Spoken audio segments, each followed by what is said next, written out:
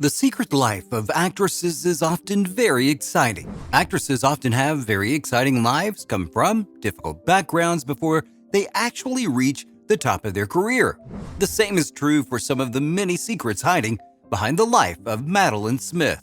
But before we get into the video, make sure you subscribe to the channel and leave us a comment below saying, "I subscribed." We're going to do our best to personally reply to your comment. A middle-class upbringing. Madeline was born in Hartfield, Sussex in 1949. She was the only child of Robert and Ursula Smith. Her father owned a successful antique shop and painting restoration business, which allowed the family enough money to be middle class. Her mother was a translator of Swedish origin. Madeline received convent school education and was a very good student. However, she didn't have many ambitions, so she mostly turned to TV to be inspired by other women. These were usually models and actresses. She loved the world of glamour and was planning on becoming a part of it for a long time, but had no idea where to start. So this is where a very special opportunity presented itself to the young Madeline, and she absolutely made the most of it. First job and the start of a modeling career. So in her late teens, Madeline was looking for a job to make some money for herself. Although her family did well on their own, she was not one to bother her parents about money, so she looked for a job at a store. She was soon hired at Beacham, which is a famous boutique that was located in Kensington High Street, London. She was an excellent employee and very beautiful. In fact, she was so attractive that she soon attracted the attention of the owner of Beacham, Barbara Polnicki. Barbara suggested that Madeline would be an excellent model. She had a great figure, and above all, she had a lot of charm. So Madeline took her advice and decided to take a shot at modeling. So it didn't take long for Madeline to find her first modeling job. She was soon featured in many magazines and started to build a career out of it. Soon, she was also noticed by cartoonist J. Edward Oliver, who frequently featured her in his work called Disc. In fact, he made several issues entirely dedicated to Madeline, called The Life and Habits of Madeline Smith. First, film roles. So after working as a model for a couple of years, Madeline decided to try her hand at acting. She had a lot of charm, so acting came naturally to her. Her first film role was in a movie called Escalation in 1968. Once this film was released, she was quickly noticed by Hammer Productions, a studio that specializes in horror films. Although the horror genre did not receive a lot of respect from the industry at the time, it was a great way for actors to make money and also to become known to a wider audience. Many filmgoers love to watch horror movies as couples or as a fun outing for teens, so it was a good move for Madeline. Now, the first Hammer Productions film that she appeared in was Taste the Blood of Dracula, in which she played the small role of an East End prostitute. She continued working with Hammer Productions on several other movies before turning to more serious film roles. Bigger film roles.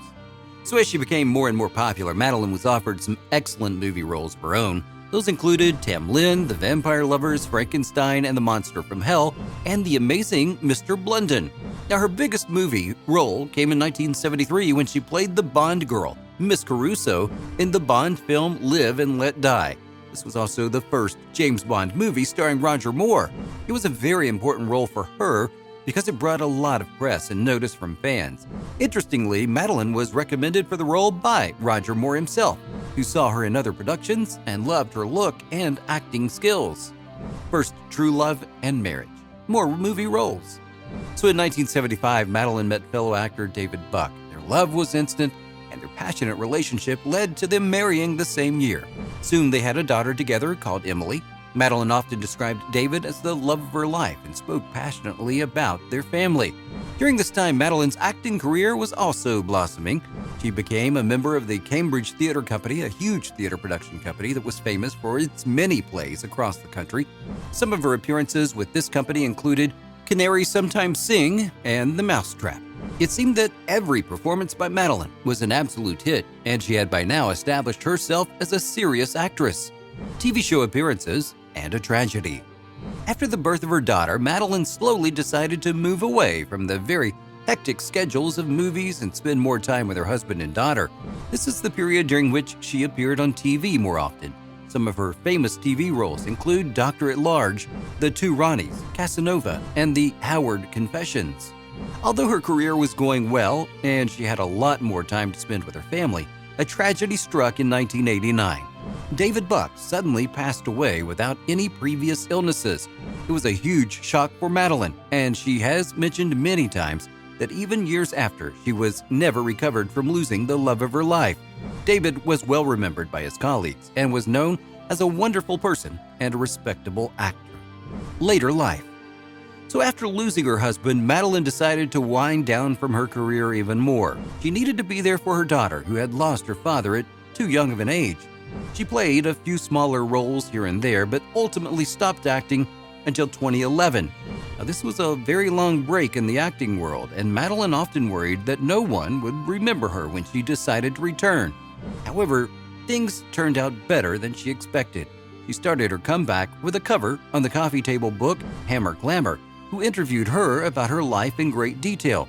When she finally returned to acting, she started by appearing in an episode of Doctors. Then she worked on the series Dancing on the Edge and Not Going Out.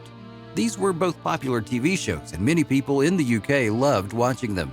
For Madeline, this meant that the audience was getting to know her again, and thus she was able to continue her acting career. To this day, Madeline continues to work as an actress. However, she still chooses to play smaller roles that will allow her to have more time for her family. She did recently appear in several TV shows, including Bargain Hunt, Celebrity Mastermind, and Up Pompeii. Madeline has always chosen to keep her private life private. Not much is known about her daughter or any private romantic relationships that she may have had after the passing of her husband. However, this is for the best. The privacy that Madeline cherishes so much has allowed her to live a normal life while also being able to pursue her passion in acting. Many film lovers will also remember her from her James Bond appearance, as well as many comedy films where her true charm was able to shine. So have you heard of Madeline Smith? What do you think about her James Bond appearance? Let us know in the comments below, and check out the next video in this series.